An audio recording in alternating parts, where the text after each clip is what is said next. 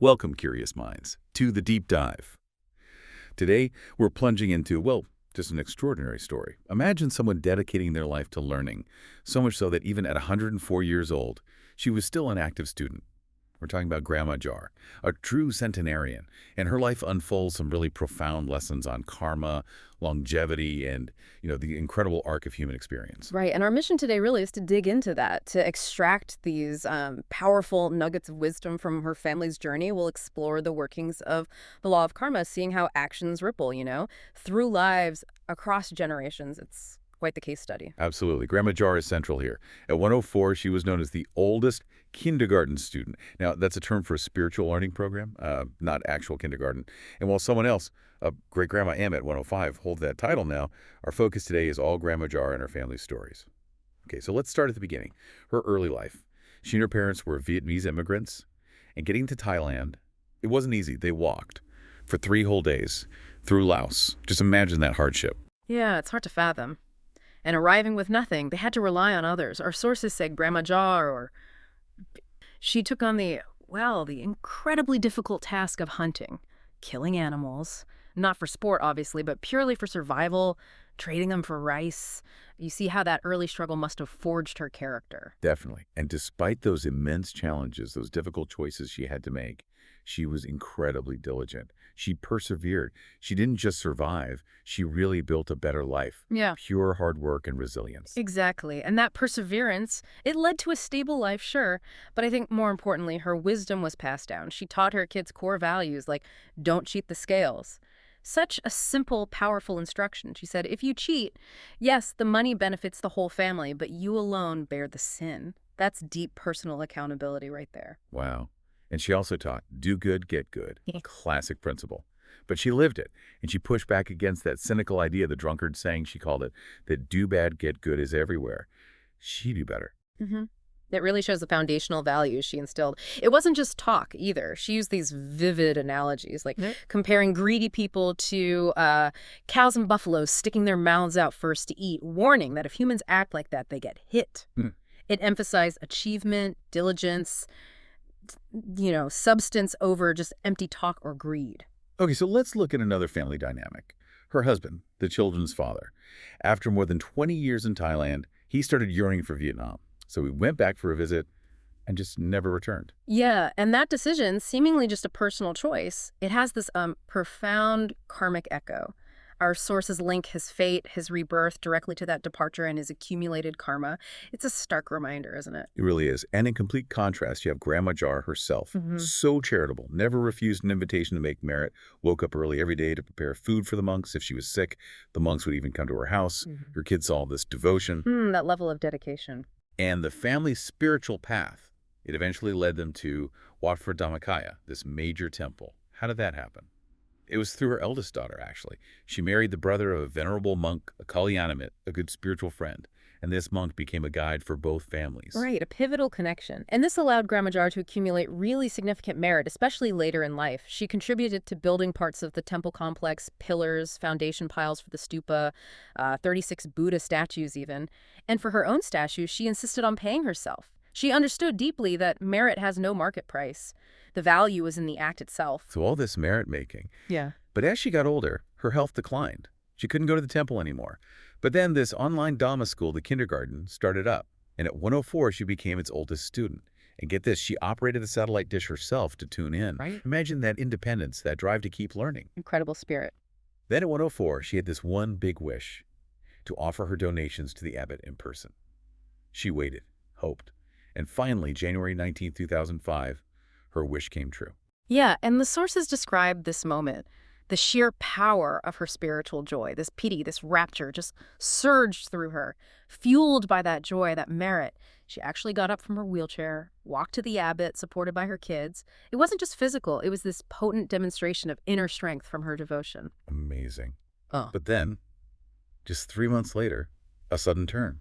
She fell in the bathroom, fractured her hip. She had surgery, recovered, but maybe pushed herself too hard with exercise afterwards. It led to high blood pressure, shock, and a 3-month coma. Yeah. The sources call her a sleeping princess during that time. So sad. And she passed away on July 4th, 2005, still 104. That sequence of events, Yeah. peak joy, physical triumph, then the accident. It really shows the complexity, doesn't it? The interplay of merit, physical limits, and perhaps past karma coming due. Even great merit doesn't erase everything instantly. Okay, let's try to unpack some of this karmically. It's fascinating. First off, living to 104. Yeah. Despite that early life needing her to kill animals for survival, that usually brings heavy karma. How Mhm. did she live so long? Right, that's a key question. The longevity, according to the sources, it points directly to strong past merit. In a previous life, she'd apparently made merit by distributing medicine. And crucially, she wished specifically for good health and a long life. So that powerful good karma seems to have ripened and overshadowed the negative karma from her youth. It shows how potent targeted wishes combined with merit can be. And her memory? Still sharp at 104, but what was behind that? Her excellent memory. Yeah, the sources link that to her consistent practice of truthfulness, basically never lying.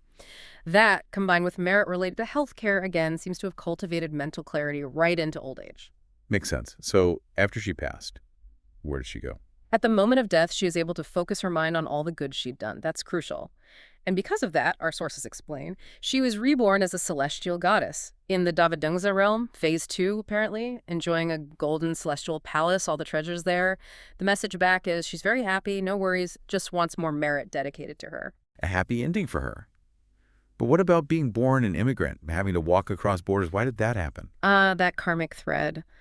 It traces back to a past life. She lived in a kingdom that, well, it expanded through war. And she apparently supported or approved of these conflicts, even indirectly, maybe just by agreeing with it or contributing somehow. That approval of violence and displacement, the teachings say, resulted in her experiencing displacement herself in this life. Cause and effect. Wow. Okay, let's shift to her daughter. The one who married a Christian man, had 5 kids. She faced her own challenges. Her husband, the tailor, died tragically in a fire at their shop house. He was trying to save things.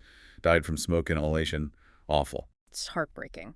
But, again, from a karmic perspective, the sources link this directly to past actions. His death by fire. It was apparently connected to a past life where he habitually roasted or burned animals alive for food. That habitual action, ajna karma, ripened.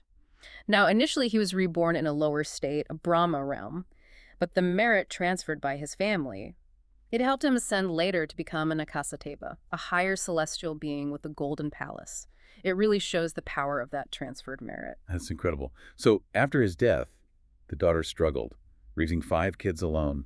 But her sister stepped in, provided financial help, spiritual support, a true Kalyanamit. Yes, that sister plays a crucial role. So eventually the daughter meets the abbot, and he notices right away she hasn't been meditating. He uses this great analogy. Donations are like eating food, but meditation is like refilling the oil in a lamp.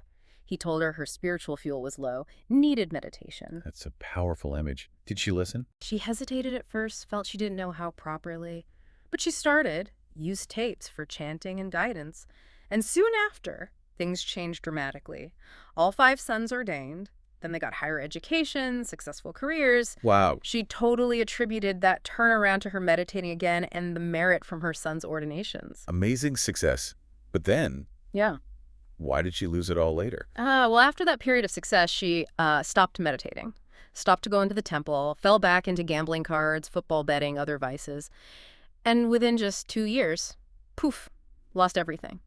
Mostly through being defrauded. It's a stark lesson, isn't it? How quickly wealth from merit can vanish if you neglect practice and engage in negative actions. But the story has another twist. Her sister, the Kalyanamit, stepped in again, encouraged her to meditate. And as she did, she remembered the merit from making 13 Buddhist statues earlier.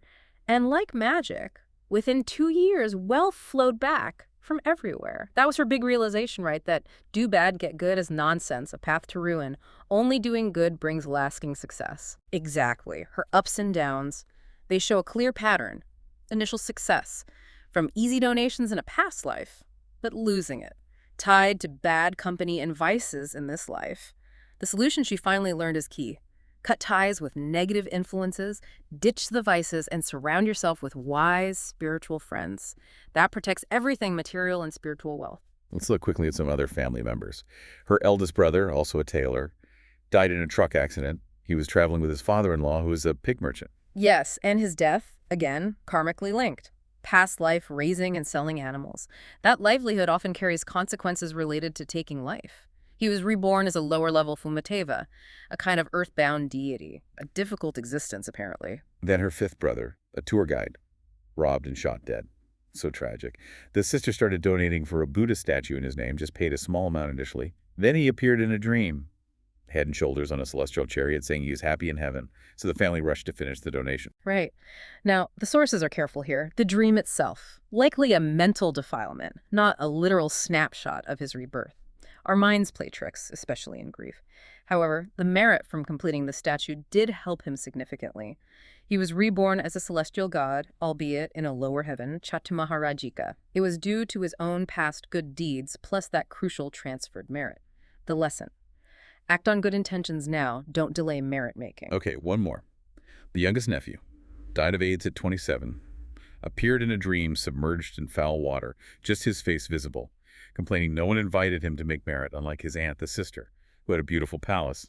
The family then made a Buddhist statue for him. Another difficult one. Again, the dream reflects his state, even if not literally. He was reborn as a lower Fumateva, a very challenging, tough existence. It just hammers home how vital accumulating merit in life is. And again, how transferred merit can truly alleviate suffering, even in those lower realms. And throughout all these ups and downs, tragedies, successes, the sister, the Kalyanamit, was this constant thread of goodness. That consistency isn't random, karmically speaking. She and Grandma Jar, they had a more continuous history of making merit with the Dhamma community in past lives. That's why their connection was stronger, more consistent in this life compared to the daughter, whose link was more on again, off again. Sustained practice matters over lifetimes. So when you pull it all together, this deep dive into Grandma Jar's family, it just lays bare the law of karma, doesn't it? Yeah. Our actions, good and bad, they create these ripples across lifetimes, affecting health, wealth, relationships, even where we end up next. Absolutely.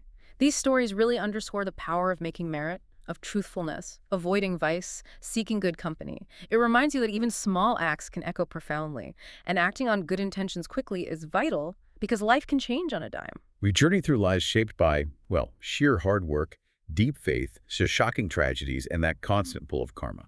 Grandma Jar's family offers this incredibly rich tapestry, cause and effect playing out right in front of us. Every choice matters. And understanding these patterns, it's not just about looking back, it's about empowerment, looking forward. We see how merit can bring tangible benefits like long life, good memory. We see how suffering can be eased through virtue and compassion. Right. The core lesson seems to be consistency in virtue builds lasting fortune. But neglect, bad choices, they can unravel things so fast. It's not just what you do, but who you're with, how steadfast you are. Which leaves us with a question for you, the listener, doesn't it? This raises an important question.